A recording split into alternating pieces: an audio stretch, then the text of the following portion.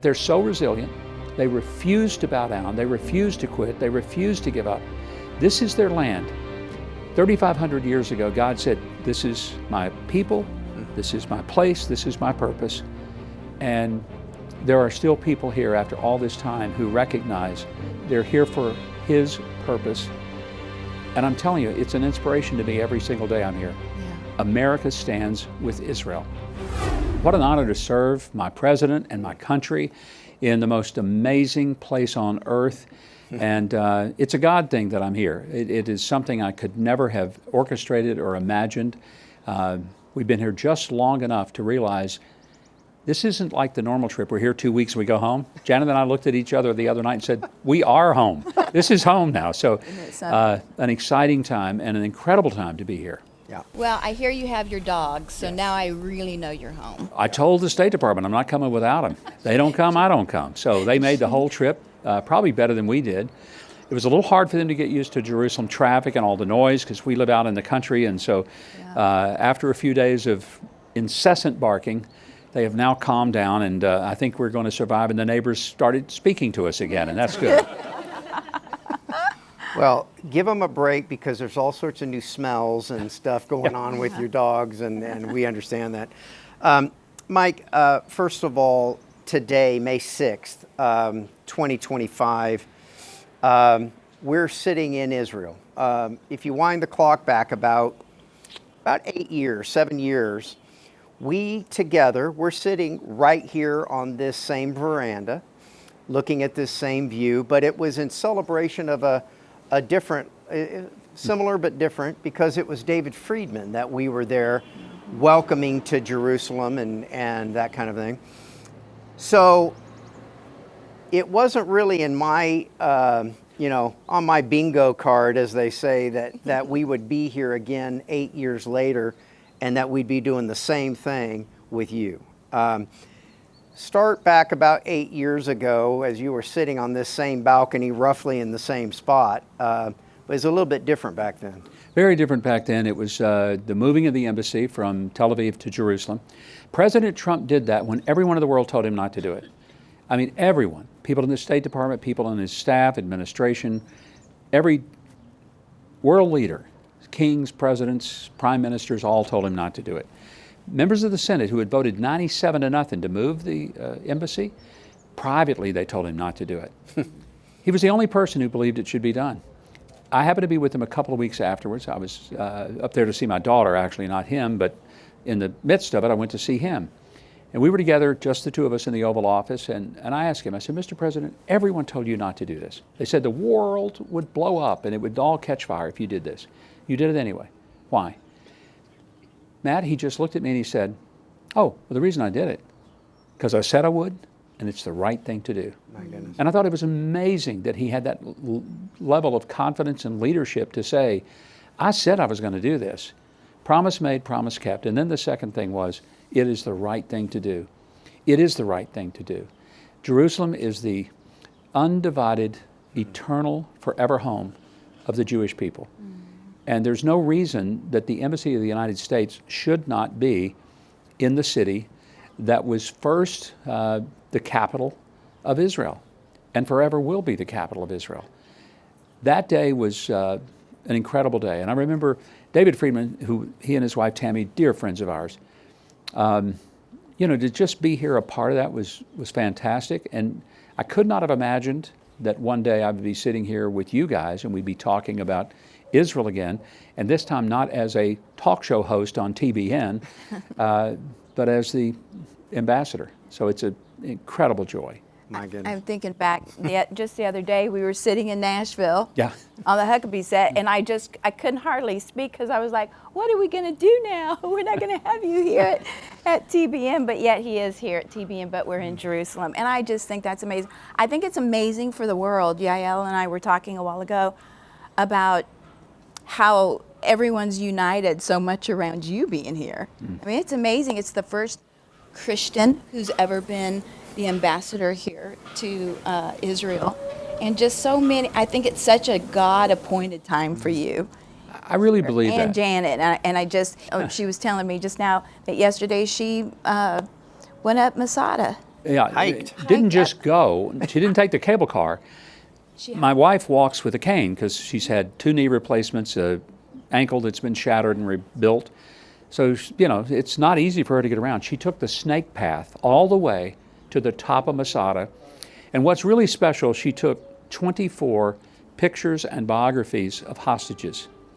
And along the way, from the bottom to the top, they would stop every little bit and they would pray for each of those hostages and their families.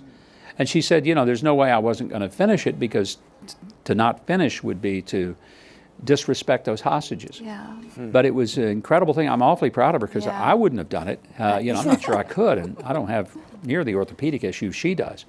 So it was a real testament of her faith, her resilience, and also her commitment to this assignment. Yeah, it's beautiful. It's hard for me to not jump in and have to pinch myself and remind myself, not only are we in Jerusalem, okay? Not only is that Mount Zion, Mount Moriah, Mount Scopus, Mount of Olives behind us, but we're here now, May of 2025, today, May 6th. The headline in the Jerusalem Post today was talking about kind of a warning in Yemen. You're the sitting ambassador. Your comments, sir, on today's headline in the New York, or in the I think it was in the New York Times also, but here in the Jerusalem Post. The Houthis conducted a missile firing, and normally those missiles are intercepted either by Arrow, Iron Dome, or THAAD missiles that the U.S. provides. For reasons that we don't honestly know, this one got through, and it landed just a few meters short of the terminal at Ben Gurion Airport. That would have been catastrophic. God has intervened so many times in this land, and people say, oh, it hit. No, the miracle is not that it got through. The miracle is that it did not hit what would have been a catastrophic target. Yeah. And I'm talking literally a few meters away. I was outside when it hit. I heard the explosion in Jerusalem all the way to Ben Gurion Airport. My goodness. And so it was, it's like, what was that? Yeah. The day before, we'd had a siren. We had to go down to the shelters and spend. It was, the potential, but Iron Dome took care of that one. People in Israel wake up every day under that kind of threat. It's really not dangerous to be here. I know people think, oh my goodness, you're in Israel. And I'm thinking, yeah. And I'm protected by something bigger than the Iron Dome. It's called God's Dome. Yeah. I'm fine, I'm happy, I'm okay. But I also think that when you're an Israeli, every day you wake up, you know that somebody's trying to kill you. Yeah. Somebody's trying to kill you. And it is, I think, a testament to the Jewish people that they're so resilient. They refuse to bow down. They refuse to quit. They refuse to give up. This is their land. 3,500 years ago, God said, this is my people, this is my place, this is my purpose. And there are still people here after all this time who recognize that they're here for His purpose. And I'm telling you, it's an inspiration to me every single day I'm here. Yeah. I sit here and I have tons of memories. We've been here, I think it would have been about 2016 or 2017 together. And we were announcing that you were about to take your TV broadcast to TBN, where you had been on Fox. There was this little thing you did. You might remember you ran for president. Yeah. Thanks for reminding me. Forget. We all know how that turned out. Yeah. And, but there was that little event in your life that you did at that point. And then basically 2017, you turned TV host again. And I think we were just sitting, right on the other balcony here next door. And it was the thought that we were about to start a journey together in television. And we built this amazing TV studio in Nashville. How many shows did we do? 387? 387 shows. 387 TV broadcasts together. Thousands of guests. You had tens of thousands of audience members. and we would occasionally then even show up here in Israel together. The embassy move, we were here together, and other times. You and I have sat in a little plastic chairs in the Prime Minister's office waiting to get in to do interviews with him. I mean, there's tons of memories, Mike. It's hard for me to remember to call you Mr. Ambassador, but I still go by Mike. Yeah, okay. Just don't call me Michael, because that was when my mother called me that and I was in real trouble. So if you call me that, it's not a good thing. Exactly, Mr. Ambassador. So, so basically, we are now kind of wanting to touch on the new assignment. Yeah. We've been around and we've chatted about some of this, but not at this level. Okay, this is a new assignment. This is you've upped your game a little bit, as they say, in the political sphere at least.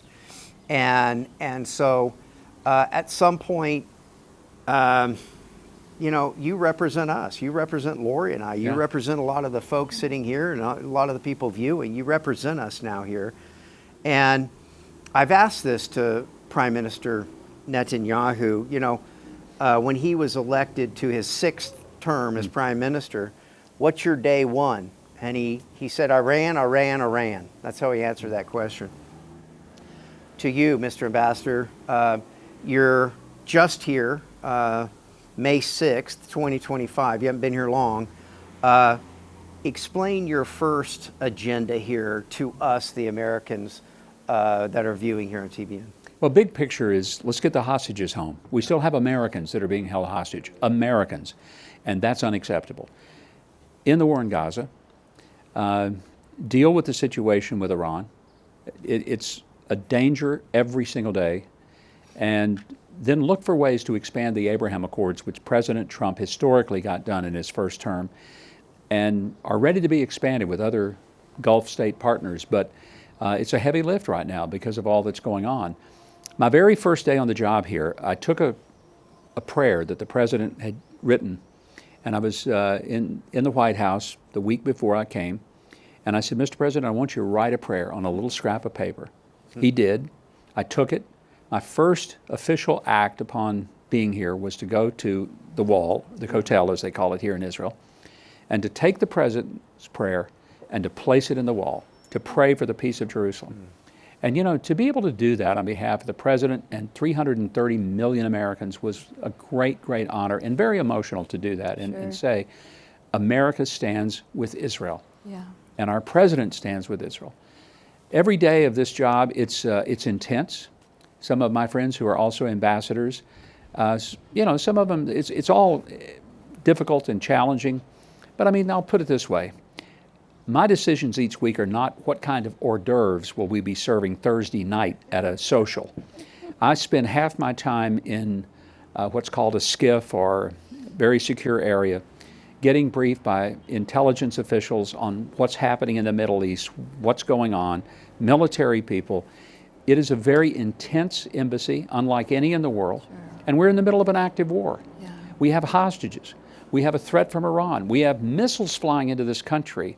You know, that was a ballistic missile that came in from the Houthis. So all of these proxies of Iran, Hezbollah, the Houthis, Hamas, they would love nothing more than to destroy Israel. But I always want to remind people, that's not their only goal. First, destroy Israel, then destroy America. And Americans need to wake up and understand this is not just about Israel. And any American who says, well, that's happening over there, it doesn't affect us, you better believe it does. Because Israel is the appetizer, America is the entree. Wow. Okay. Got any good news? Yeah. Yeah, I'll give you a piece of good news. Here it Okay, is. all right. I'd rather live in Jerusalem than Washington, D.C. any day of the week and twice on Sunday. There you go. That's good news. Yeah. You know, I know that, Mike, you have, sorry, Mr. Ambassador, you have taken many tours to Israel.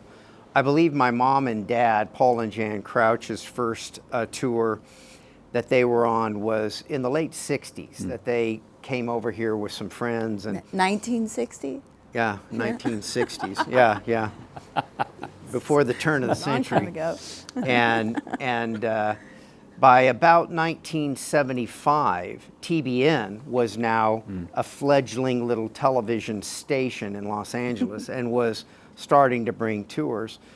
So from the time I was about 13 or 14 years old, I've been coming here 2 or 3 times a year for many, and then many trips even outside of regular, TBN tours.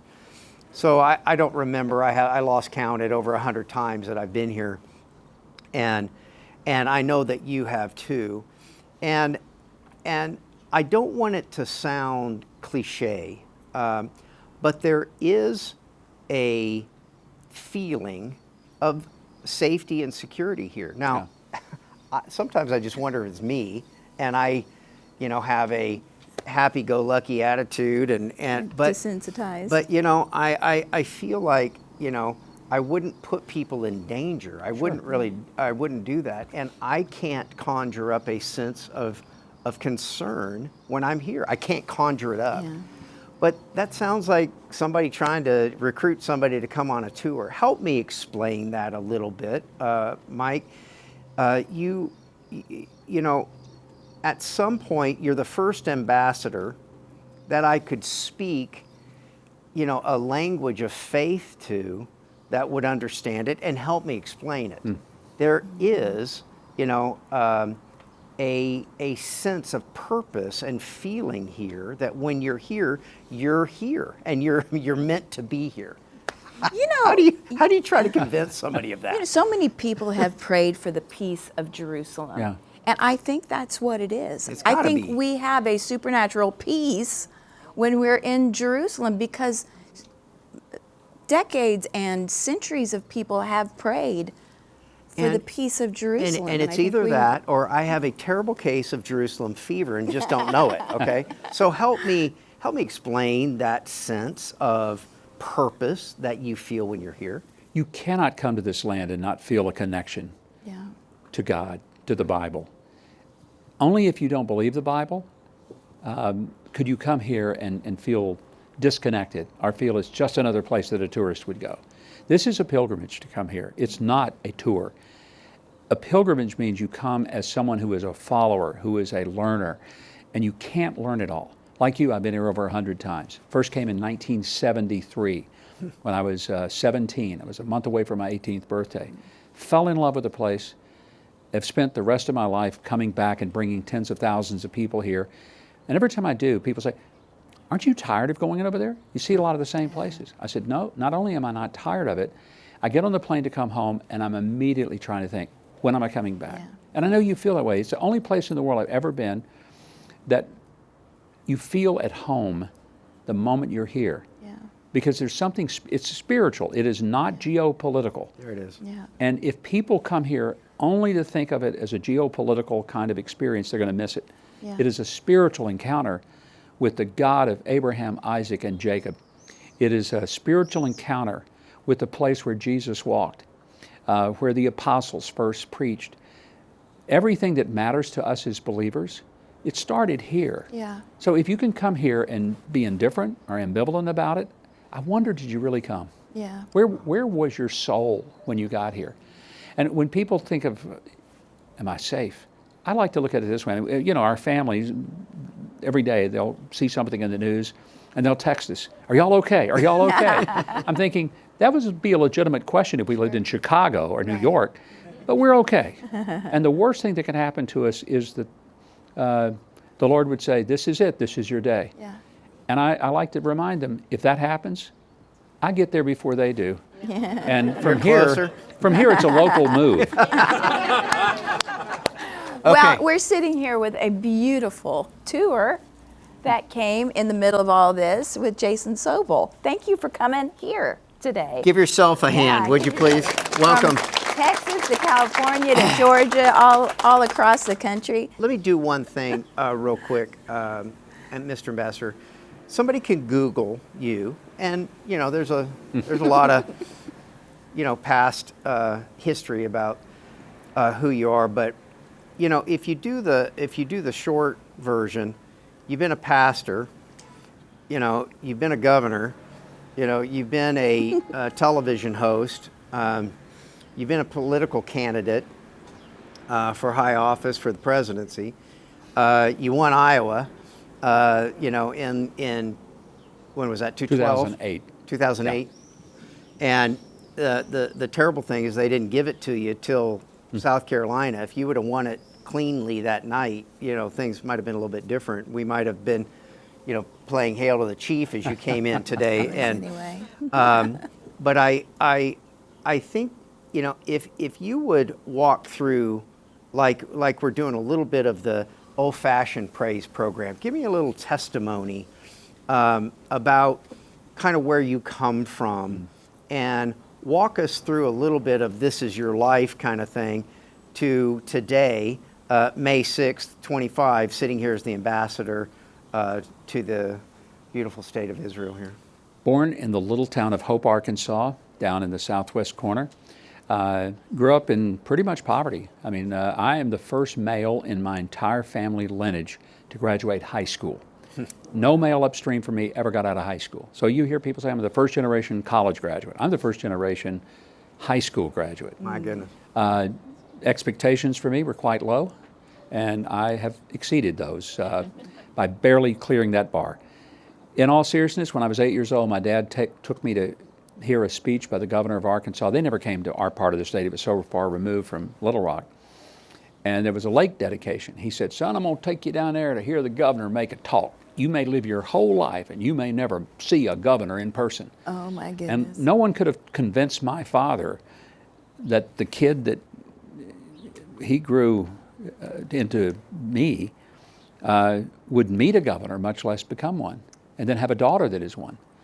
So I grew up in that kind of environment. I was so blessed in that God kind of spoke in the early part of my life and just said, there's more here than this. Explo 72, Dallas, was a life-changing experience for me. And that's when the Lord really said, you have a light, shine it in the darkness. So I ended up, first career was not being a pastor, it was being in television and broadcasting and advertising. I ran an ad agency for Christian ministries and did that, and then I became a pastor, not expecting to, not even really wanting to, but those were graduate school years for me. That's where God really started shaping and causing me to really deep down understand what His purposes were.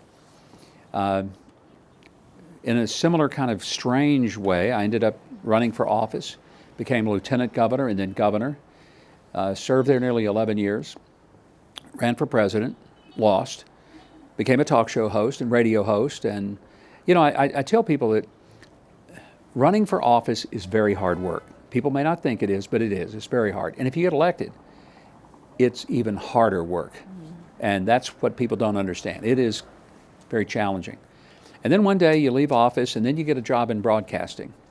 And you talk about the people who run for office and the people who hold office. You don't have any responsibility for how it turns out, but the pay is a whole lot better than it was running for office or serving. So it was a great life, and that's the life I was living, and I'd been doing it for quite some time and loving every minute of it. And then I was sitting at my desk, not but a few days after the election, and President Trump called. He doesn't ask you, Mike, would you consider, Mike, have you ever thought about, Mike, I want you to think, no, none of that. It's Mike, Donald Trump, you're going to be the ambassador to Israel, just as simple as that. So here I am. And it's been... now slow down. Okay. Take us right to that moment. All right. Forgot your favorite president. I got to hear expand that version of the story because everyone wants to hear that. Well, it was, again, out of the blue. And I normally never answer... Let me ask you, you're just sitting at your desk preparing to do a Huckabee show. In fact, I'd just gotten off a staff conference call with our production staff for the Huckabee show. Yeah. I'd been off that call 10 minutes. And the phone rings, and it is a number I do not recognize, and normally I don't answer him because it may be a reporter and I don't want to talk to him. I don't have to. But something said answer this call. My goodness. And I have President Trump's number. It's in my phone. It would have shown up, but that wasn't what the number was. It just this unknown call. God, And I believe it was. I know some people say, oh, yeah. No, I believe the Lord prompts us, and it was just clear. Answer the call. I did, and it was him on the line. And that's when he said, Mike, you're going to be my ambassador to Israel. Oh my. And I said to him, well, Mr. President, can I tell my family? I mean, should I visit? Do I have time to let them know? And he said, of course, you have plenty of time. 30 minutes later, it was on Fox News. Hope you told your family. Well, I barely did, because Janet was on deployment with Samaritan's Purse. She's been a volunteer with Samaritan's Purse for years and years and years, and she was in Oklahoma helping with tornado cleanup. So I'm scrambling trying to get a hold of her. It's just a little before noon, hoping that I can tell her before Fox News does, and I barely got through to her. And I told her, I said, I just got off the phone with President Trump. He's sending us to Israel. And I think her words were something like, I don't think I'm ready for this. I mean, it was a complete shock to both of us. I'd never had a conversation with him about it. I'd never asked him for the position. It was not something that I'd been lobbying for. Sure. It came out of left field for me. Wow. I remember opening an email, and I think it was timed about 11:36. And hey, Matt, guys, just got off the phone with President Trump. I don't have a lot of detail. Looks like I'm headed to Israel. Something, about like that, more as I know it. And I read it, and it wasn't 12 minutes later. I think I'm on the phone with one of my staff, and the TV's on kind of in the background, and sure enough, it's just a couple of minutes after noon where I was. And there you are, there's your picture, and I thought, well, wait a second, we have a show to do like this week, Tell me about it. Tell me about it. I had no idea. And what happened after that was about 125 calls later of people wanting to take your show over and all of that. We're trying to figure that out right now. But Bill Gaither took the slot and is singing to us. So there's a little bit of time there for us to figure out what we're going to do with this, and can we actually make a difference here? Because some of us, and I'm not lumping the entire TBN audience into one big chunk, but some of us here think that the definition of insanity is doing the same thing over and over again, expecting a different result. You break the mold in a lot of ways, Mr. Ambassador, and can we actually make a difference? And how would we do that? How are you going to attempt to do that here? Well, I wouldn't say I will do anything. I can do all things through Christ who strengthens me, but I can't do anything if he doesn't. And I mean, I'm aware of that. That was a verse that God imparted unto me when I was 15 years old. It's been my verse for life, and I believe it more today than I've ever believed it. We've already done things. When you say, what can we do? Let me tell you something. People already have done things. They have prayed. I don't mean to be political, but they elected a president who stands with Israel, who doesn't stand with Iran, but who stands with Israel. They elected a president who created the Abraham Accords that did recognize Jerusalem and recognize the Golan Heights as sovereign territory for the people of Israel, that has given leadership in a way that we needed. Beyond that, though, we have partnered with Israel to say to them, not just pat them on the back, we're with you, but by helping them defend themselves. By the way, we don't give them arms, we sell them to them. So it's not like we're giving away so many things. A lot of Americans think this is a one-way street. We're doing a lot of things for Israel. I always like to remind Americans they're doing a lot of things for us. First of all, they share military intelligence and defense mechanisms with us that are as beneficial to us as anything we share with them. They share with us medical technology that is saving the lives of many people in America and their friends and relatives, and Americans don't even have any idea that those medical procedures were developed at Hadassah Medical Center right here in Jerusalem. There are agricultural innovations that the Israelis created because they had to. They lived in a desert, for heaven's sakes. In my lifetime, coming here 52 years, I've seen the desert bloom. I've seen the dry bones come to life. Everything the prophets said, I've witnessed it in my lifetime.